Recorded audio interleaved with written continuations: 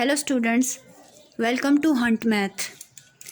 9th class का आज हमारा तीसरा लेक्चर है। कल वीडियो एंड से कुछ ख़राबी हो गई थी जिस वजह से वीडियो पूरी नहीं बन सकी। वही क्वेश्चन जहाँ से कल रह गया था मैंने आज कंटिन्यू किया है। तो क्वेश्चन ये था, राइट मैट्रिसेस ऑफ ऑर्डर। आपको कुछ मैट्रिसेस के ऑर्डर दिए हुए हैं जिनको देख के आपने मैट्रिक्स बनाने हैं। अब जैसे मेरे पास क्वेश्चन नंबर 1 है 3/2, यानी कि आपने एक ऐसा मैट्रिक्स बनाना है जिसमें नंबर ऑफ़ रोज़ 3 हैं और नंबर ऑफ़ कॉलम्स 2 हैं। अब यहाँ पर मैं कोई भी मैट्रिक्स ले लेती हूँ। फॉर एग्ज़ाम्पल मैंने एक एक्स मैट्रिक्स लिया है जिसमें नंबर ऑफ़ रोज़ कितनी होनी चाहिए 3 और नंबर ऑफ़ कॉलम्स कितने होने चाहिए 2। अब सबसे पहले मैं क्या करूँगी, मैं नंबर ऑफ़ कॉलम्स बनाती हूँ, क्योंकि या आप नंबर ऑफ़ रोज़ बना लीजिए या नंबर ऑफ़ कॉलम्स, वो आपकी चॉइस है। मैं पहले नंबर ऑफ़ कॉलम्स बना देती हूँ क्योंकि वो ऊपर से नीचे आते हैं। अब यहाँ पर नंबर ऑफ़ कॉलम्स कितने हैं, 2 हैं, यानी कि A B C D। अब ये देखिए ऊपर से नीचे मैंने 2 बना दिए हैं, लेकिन यहाँ नंबर ऑफ़ रोज़ कितनी है 3, यानी कि ये पहली रो, ये दूसरी रो। अब मुझे यहाँ पर 2 और एंट्रीज़ देनी होंगी ताकि हमारी 3 रोज़ कंप्लीट हो जाएं। A B C D E F। ये देखिए, ये मैंने एक मैट्रिक्स बना लिया है जिसमें नंबर ऑफ़ रोज़ कितनी है यहाँ मैं आपको बता देती हूँ। यहाँ मेरे पास नंबर ऑफ़ रोज़ कितनी है 1 2 3, नंबर ऑफ़ रोज़ 3 है और नंबर ऑफ़ कॉलम्स कितने हैं 1 2। ये मैंने 3/2 का मैट्रिक्स बना लिया है।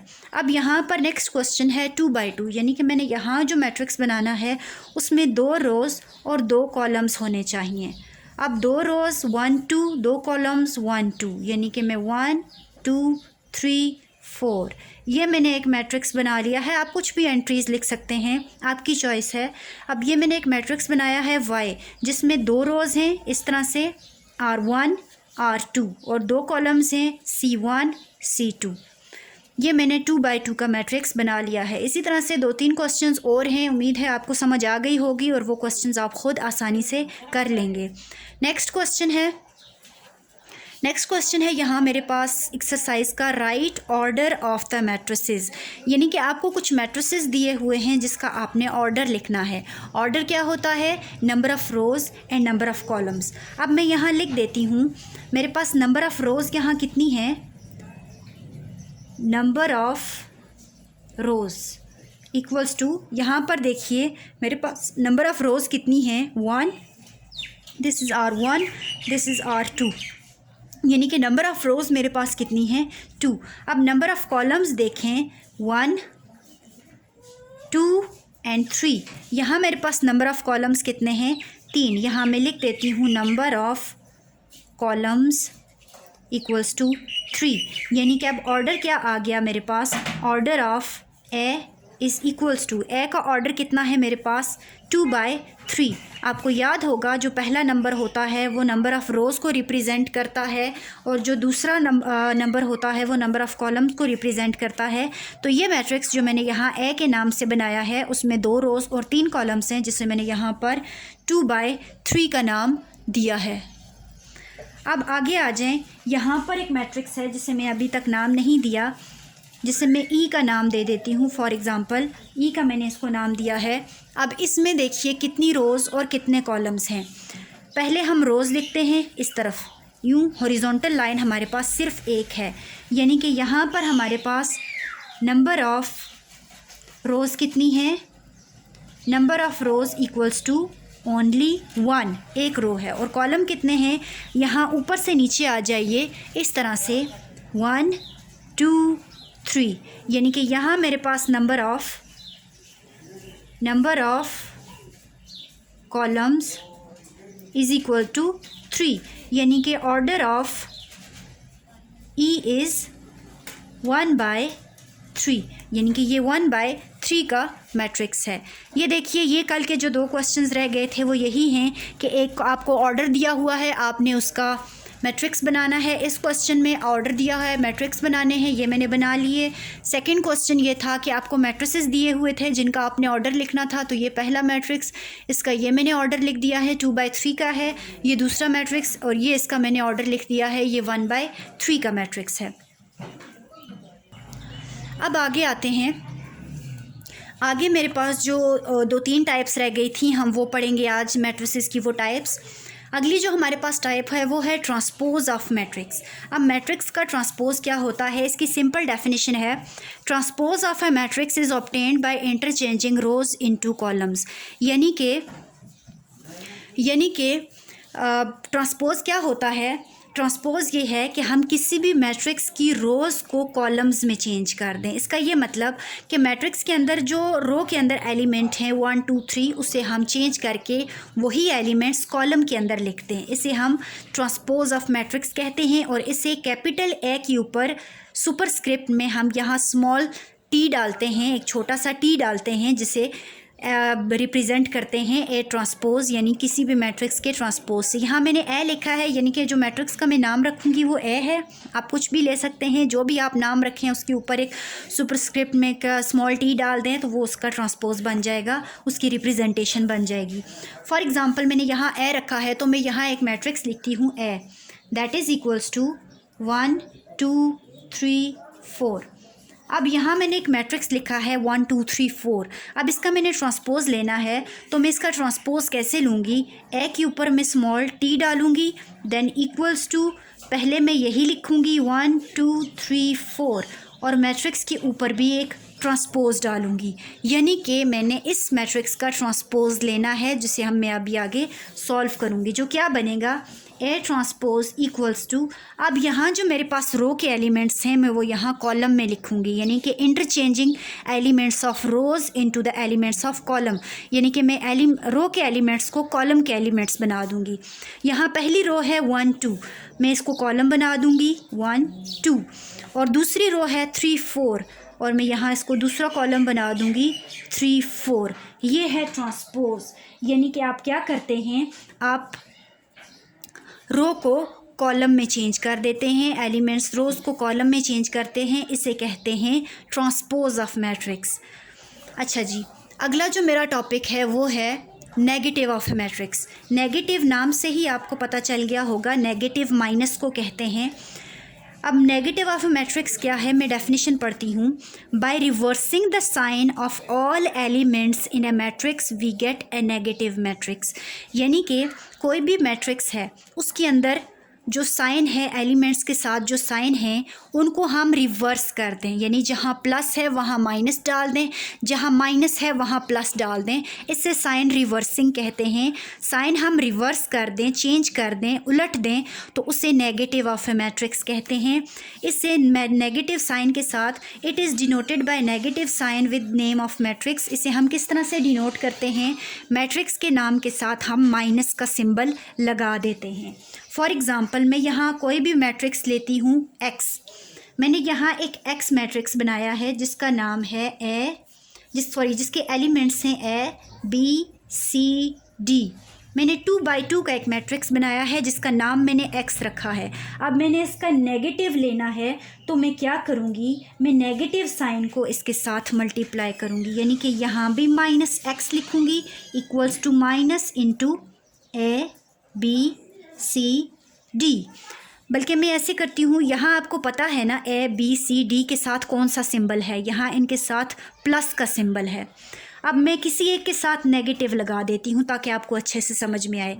अब 3 एलिमेंट्स के साथ प्लस का सिंबल है और एक एलिमेंट के साथ माइनस का सिंबल है, तो क्या होगा, जब मैं ये माइनस का सिंबल, माइनस का साइन में यहाँ अंदर मल्टीप्लाई करूँगी तो ये बन जाएगा इधर प्लस। आपको माइनस का टेबल, ये जो सिंबल टेबल है वो आपको पता होगा, that is plus into plus is plus, minus into minus is plus, plus into minus is minus, and minus into minus is minus.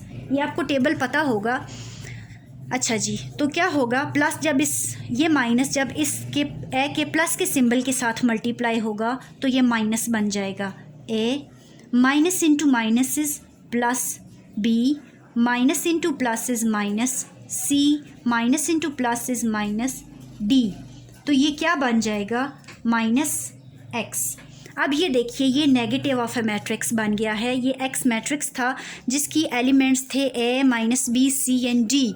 अब यहाँ पर जब मैंने इसको नेगेटिव मैट्रिक्स बनाया है, यानी मैंने माइनस का साइन अंदर मल्टीप्लाई किया है बोथ साइड पे, इधर भी, तो यहाँ माइनस एक्स आ गया है और इस माइनस जी जो इक्वल की दूसरी तरफ माइनस था, इसने अंदर मल्टीप्लाई होके साइन रिवर्स कर दिए हैं। यानी कि यहाँ x के साथ जो प्लस था यहाँ माइनस हो गया और जो माइनस था यहाँ प्लस हो गया।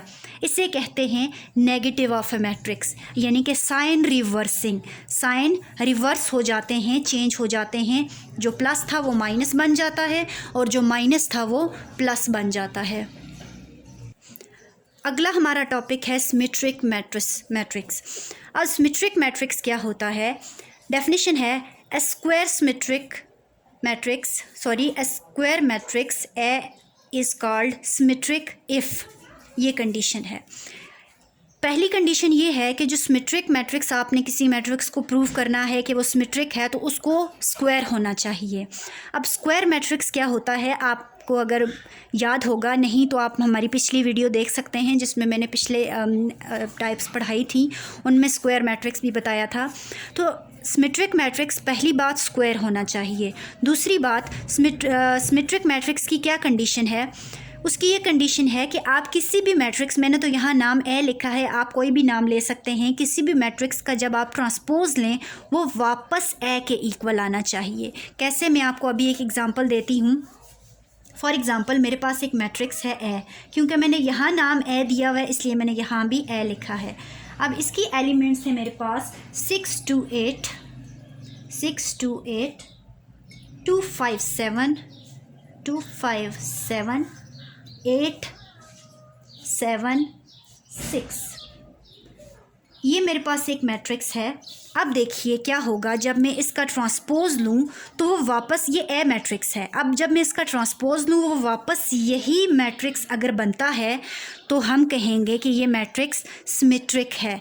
यानी कि ए का जब हम ट्रांसपोज लें वो वापस में ए के ही इक्वल आए, यानी कि जो एलिमेंट्स ए के अंदर थे ए ट्रांसपोज लेने के बाद भी वही एलिमेंट्स आएँ तो हमारे पास वो मैट्रिक्स सिमेट्रिक होगा। हमने पीछे देखा था जब हमने यहाँ पर मैंने यहाँ पर सिमेट्रिक जो दिया था, ए का ट्रांसपोज लिया था 1 2 3 4 था, तो ए ट्रांसपोज चेंज हो गया था, 1 3 2 4 बन गया था। लेकिन अगर मेरे पास मैं किसी मैट्रिक्स का मैं ट्रांसपोज लेती हूँ वो वापस में ए के इक्वल आता है तो फिर मैं कहूँगी कि वो सिमेट्रिक है। जैसे मैं यहाँ ए का ट्रांसपोज लेती हूँ, ये मैंने ए का ट्रांसपोज लिया इक्वल्स टू 6 2 8 2 5 7 8 7 6। मैंने इसका ट्रांसपोज लिया तो अब मैं देखती हूँ क्या ये वापस में ए के इक्वल आता है। अगर ये ए के इक्वल आता है तो मैं कहूँगी कि ये सिमेट्रिक है। फॉर एग्ज़ाम्पल, मैं अब इसकी रो को कॉलम में चेंज करती हूँ। 6 2 8 ये पहली रो है, अब इसको मैं कॉलम में चेंज करती हूँ 6 2 8। दूसरी 2 5 7 ये रो है, मैंने यहाँ इसको कॉलम में लिखा 2 5 7। तीसरी रो है 8 7 6। अब देखिए मैंने इसका ट्रांसपोज ले लिया। अब देखिए ए के एलिमेंट्स और ए ट्रांसपोज के एलिमेंट्स क्या सेम हैं? 6 2 8 2 5 7 8 7 6। अब देखिए मैंने ए का ट्रांसपोज लिया लेकिन उसके बावजूद ए की और ए ट्रांसपोज के एलिमेंट्स बिल्कुल सेम है, यानी कि ए ट्रांसपोज इक्वल्स टू ए है। दैट मीन्स ये जो मैट्रिक्स था ये सिमेट्रिक है। मैं इसको कहूँगी इट इज़ सिमेट्रिक मैट्रिक्स, या मैं इसके आंसर में लिखूँगी A is symmetric because A transpose equals to A। मैंने A लिया, उसका ट्रांसपोज लिया, वो वापस में A के इक्वल आया तो ये A सिमेट्रिक है क्योंकि A transpose is equal to A। अब दूसरा है स्क्यू सिमेट्रिक मैट्रिक्स। अब स्क्यू सिमेट्रिक मैट्रिक्स क्या होता है? A symmetric square matrix B is called skew symmetric matrix if।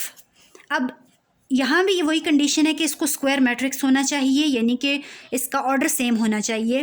तो वो स्क्यू सिमेट्रिक तब होगा जब ए का हम ट्रांसपोज लें वो नेगेटिव ए के इक्वल आए, यानी कि जो यहाँ सिंबल ए में थे वही सिंबल बी में होने, सिंबल नहीं, वही एलिमेंट्स बी में होने चाहिए लेकिन साइन रिवर्स हो जाए, यानी जिसके साथ प्लस था उसके साथ माइनस और जिसके साथ माइनस था उसके साथ प्लस होना चाहिए।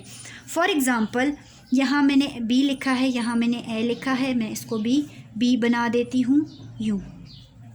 अब देखिए मैं एक मैट्रिक्स लिखती हूँ B that is equal to, मैं इसके एलिमेंट्स लिखती हूँ 0 -3 -8 3 0 -7 8 7 0। अब ये मैंने एक मैट्रिक्स लिखा है बी जो क्या है 0 -3 -8 3 0 -7 8 7 और 0। अब ये मैंने एक मैट्रिक्स लिखा है बी। अब मैं क्या करूँगी, मैं इसका ट्रांसपोज लूँगी, मैं बी का ट्रांसपोज लूँगी। बी के ऊपर मैंने एक स्मॉल टी डाल दिया और 0 -3 -8 3 0 -7 8 7 0। ये अब मैंने एक मैट्रिक्स के ऊपर भी मैंने यहाँ पर ट्रांसपोज डाल दिया। अब जब मैं इसका ट्रांसपोज लूँगी, बी का ट्रांसपोज लूँगी, यानी कि मैं रोज़ को कॉलम में चेंज करूँगी, तो पहली रो है 0 -3 8, इसको मैं कॉलम में चेंज करूँगी 0 -3 -8। दूसरी है 3 0 -7 3 0 -7। तीसरी है 8 7 0 8 7 0। अब ये देखें, ये मेरे पास ट्रांसपोज आ गया। अब मैं चेक करती हूँ साइन। पहले मैं नंबर्स चेक कर लेती हूँ 0 3 8 0 3 8 3 0 7 3 0 7 8 7 0 8 7 0। एलिमेंट्स तो आ गए जी बिल्कुल सेम। अब दूसरी बात अब मैं साइन चेक करती हूँ।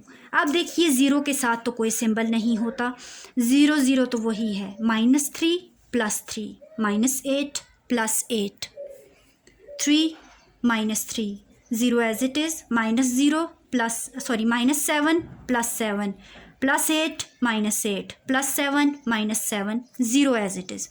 अब देखिए यहाँ जो साइन प्लस के साथ थे यहाँ माइनस के साथ हैं, जो यहाँ माइनस के साथ थे वो यहाँ प्लस के साथ हैं, यानी कि साइन चेंज हो चुके हैं, साइन रिवर्स हो चुके हैं। तो अब मैं क्या लिखूँगी, अब मैं यहाँ पर इसको पहले मैं माइनस कॉमन ले लूँगी, ठीक है। माइनस में जब बाहर निकालूंगी तो अंदर क्या होगा, साइन चेंज हो जाएंगे, यानी कि मैंने यहाँ से माइनस कॉमन लिया है। आपने पढ़ा होगा जब आप माइनस का साइन कॉमन लेते हैं तो वो अंदर के साइन चेंज कर देता है, यानी जहाँ प्लस होता है वहाँ माइनस आ जाता है। 0 इधर प्लस था, मैंने माइनस कॉमन ले लिया, -3 -8 +3 0 -7 +8 +7 एंड 0। अब ये देखिए सेम हो गया, 0 -3 -8 3 0 -7 8 7 0 और माइनस का साइन बाहर कॉमन आ गया, यानी कि ये माइनस यहाँ है और ये सारा बी के इक्वल है, बी दैट इज़ बी का ट्रांसपोज। जो हमारे पास कंडीशन थी स्क्यू सिमेट्रिक मैट्रिक्स की कि बी ट्रांसपोज माइनस बी के इक्वल होना चाहिए, तो इसका ये मतलब है ये जो मैट्रिक्स मैंने बी लिखा है ये स्क्यू सिमेट्रिक है, क्योंकि इसमें बी का ट्रांसपोज इक्वल है माइनस बी के। समझ आ गया होगा आपको। अब मैं आगे एक्सरसाइज पर जाती हूँ। अच्छा जी, ये है हमारी एक्सरसाइज 1.2 जिसका पहला क्वेश्चन है, बल्कि पहला तो नहीं है, इसका तीसरा क्वेश्चन है ये। Find transpose. आपको 3 मैट्रिसेस दिए हुए हैं जिनका वो कह रहे हैं कि आप ट्रांसपोज निकालिए, यानी कि ट्रांसपोज क्या है, interchanging of rows into columns. आप रो को कॉलम में चेंज कीजिए या कॉलम को रो में चेंज कीजिए, इसे हम ट्रांसपोज कहते हैं। मेरे पास एक मैट्रिक्स है 2 0 7 जिसके 3 एलिमेंट्स हैं। मैं ए का ट्रांसपोज लेती हूँ, transpose A that is equal to 2 0 and 7। इसका भी मैंने ट्रांसपोज लिया। अब देखिए ये रो है, ये एक रो है, यानी कि अब इस रो को मैंने कैसे चेंज कर देना है, इस रो को मैंने कॉलम में चेंज कर देना है, तो ये क्या बनेगी 2 0 7, ये इसका ट्रांसपोज है। अब एक और मैट्रिक्स है बी हमारे पास एक कॉलम दिया हुआ है, कॉलम मैट्रिक्स है 3 6 9। जब मैं बी का ट्रांसपोज लूँगी तो क्या हो जाएगा 3 6 9 इसका बी ट्रांसपोज ले लूँगी मैं, तो ये किसके इक्वल बनेगा, बी का ट्रांसपोज इक्वल होगा, बी का ट्रांसपोज किसके इक्वल होगा, कॉलम है तो इसको रो में चेंज कर दूँगी, यानी कि ये किसके इक्वल आएगा, 3, 6 एंड 9। कॉलम था, रो में चेंज कर दिया तो ये इसका ट्रांसपोज आ गया। अगला क्वेश्चन है 2 - 4। अच्छा, सी मेरे पास एक मैट्रिक्स है 2 - 4 - 4 6। अब इसको मैं क्या करती हूँ, मैं रोज़ को कॉलम में चेंज करती हूँ। सी का transpose that is equal to 2 - 4 - 4 6। तो ये क्या हो जाएगा, सी का ट्रांसपोज इक्वल हो जाएगा 2 - 4 2 - 4 -4 6 -4 6। ये मेरे पास आ गया ए का ट्रांसपोज, सॉरी सी का ट्रांसपोज, ये मैंने ले लिया। ये यही क्वेश्चन थे जिनमें हमने सिर्फ ट्रांसपोज लेना था।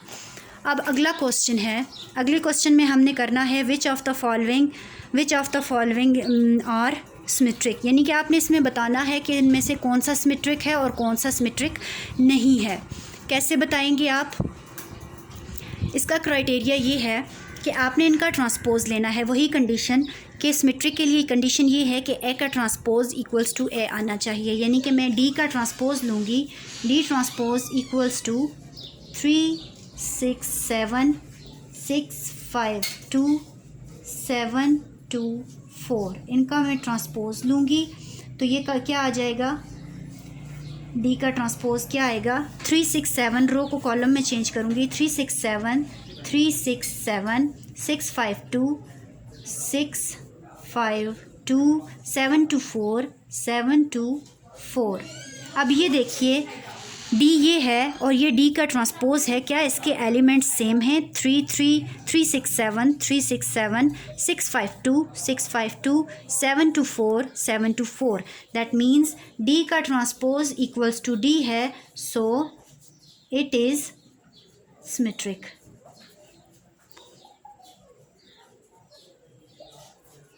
अब अगला है मेरे पास, अगला जो मैट्रिक्स है वो है एफ़। अब एफ़ देखते हैं क्या ये सिमेट्रिक है। एफ़ का ट्रांसपोज लेते हैं, दैट इज़ इक्वल्स टू 2 3 7 -3 5 1 6 8 2। अब इसका मैंने ट्रांसपोज लेना है, क्या आएगा ये इक्वल टू 2 3 7 2 3 7 -3 5 1 -3 5 1 6 8 2 6 8 2। क्या आते हैं इसके ट्रांसपोज सेम, 2 3 7 2 -3 6 -3 5 1 3 5 8 6 8 2 7 1 2। अब देखिए एफ़ का transpose is not equals to F, so it is not symmetric.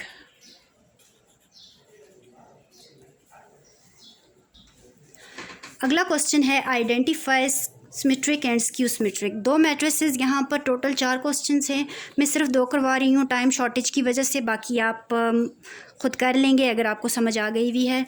तो यहाँ पर मेरे पास एक मैट्रिक्स है, आपने इनमें से बताना है कौन सा सिमेट्रिक है और कौन सा स्क्यू सिमेट्रिक है। कंडीशन आपने पढ़ ली हुई है। क्या करना है, अब इसका ट्रांसपोज लेना है। मैं ए का ट्रांसपोज लेती हूँ। मैं यहाँ पर थोड़ा सा डायरेक्ट अगर कर लूँ तो आई होप आप लोगों को कोई इशू नहीं होगा। मैं यहाँ पर मैट्रिक्स लिख के फिर ट्रांसपोज डालने के बजाय मैं आप डायरेक्ट यहाँ पर सिर्फ इसका ट्रांसपोज लिखूँगी, यानी कि मैं यहीं पहले ही स्टेप में इसको चेंज कर देती हूँ। अच्छा जी, 0 -3 2 रो है, इसको मैं कॉलम में चेंज करती हूँ। 0 -3 2 3 0 -6 3 0 -6 -2 6 0 -2 6 0। ये देखें, अब मैं चेक करती हूँ क्या हुआ, साइन चेंज हुए या सिर्फ सिंबल्स चेंज हैं, सॉरी एलिमेंट्स चेंज हैं। 0 -3 2 0 3 -2 3 0 -6 -3 0 +6 -2 +6 0 +2 -6 0। आपको नज़र आ रहा है कि एलिमेंट्स तो सारे वही हैं और साथ साथ जो है वो साइन चेंज हो चुके हैं, रिवर्स हो चुके हैं। दैट मीन्स कि मैं यहाँ से माइनस कॉमन लूँ तो ये बनेगा 0 -3 2 3 0 -6 -2 6 0। तो ये किसके इक्वल है, माइनस ये रहा और ये क्या है, ए, यानी कि A transpose is equals to minus A. तो ये क्या होगा, ये स्क्यू सिमेट्रिक होगा, क्योंकि ये स्क्यू सिमेट्रिक की कंडीशन थी, या ये मैंने यहाँ रेड में लिख दिया है कि ये स्क्यू सिमेट्रिक मैट्रिक्स है। अब अगले पे आ जाते हैं। अगला मेरे पास मैट्रिक्स है बी। मैं बी का ट्रांसपोज लेती हूँ। अगेन मैं एक स्टेप शॉर्ट कर रही हूँ। 3 4 -5 3 4 -5 4 6 3 4 6 3 -5 3 7 3 7। अब ये देखिए यहाँ 3 4 -5 3 4 -5 4 6 3 4 6 3 -5 3 7 -5 3 7 that is exactly equals to B. और ये किसकी कंडीशन है हमारे पास, ये सिमेट्रिक मैट्रिक्स की है, यानी कि ये क्या है, सिमेट्रिक। ये आपको समझ आ गई होगी। अच्छा, अगला क्वेश्चन है स्टूडेंट्स, नेक्स्ट क्वेश्चन है, आपको दो मैट्रिसेस दिए हुए हैं ए और बी, और कह रहे हैं आपने बताना है कि ए प्लस बी जो है वो सिमेट्रिक होना चाहिए, बल्कि होना चाहिए नहीं, बल्कि वो आपसे पूछ रहे हैं कि ए प्लस बी जो है वो सिमेट्रिक है या नहीं है। अच्छा जी, अब देखिए ये जो है ए प्लस बी, ये कॉन्सेप्ट आपने अगली एक्सरसाइज में पढ़ना है, इसलिए मैं इस क्वेश्चन को अभी पेंडिंग छोड़ देती हूँ। मैं पहले आपको मैट्रिसेस को ऐड सब्ट्रैक्ट करना सिखाऊंगी, उसके बाद हम वापस इस क्वेश्चन पर आएंगे और यहीं से आगे इसको सॉल्व करेंगे। सिमेट्रिक की कंडीशन याद रखिएगा, स्क्यू सिमेट्रिक की याद रखिएगा। फिर हम जब सीख लेंगे मैट्रिसेस को ऐड करना, उसके बाद मैं ये क्वेश्चन आपको करवाऊंगी, आपको बहुत अच्छे से समझ में आएगी। इसलिए आज का लेक्चर यहीं ख़त्म करती हूँ। मिलते हैं अगले लेक्चर के साथ। चैनल को लाइक कीजिए, सब्सक्राइब कीजिए। मिलते हैं अगली वीडियो में। Bye bye.